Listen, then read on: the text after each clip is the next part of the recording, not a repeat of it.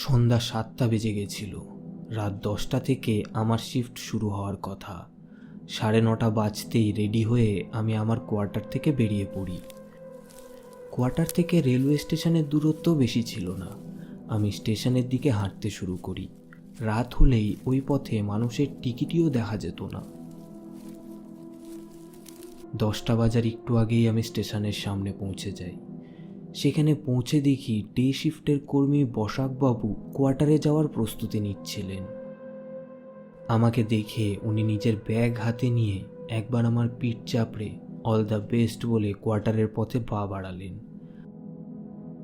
আমার মন এতক্ষণ শান্তই ছিল, কিন্তু বসাকবাবু চলে যেতেই আমার মন অস্থির হয়ে উঠল। আমার মনের মধ্যে একটা অদ্ভুত অস্থিরতা ভর করছিল।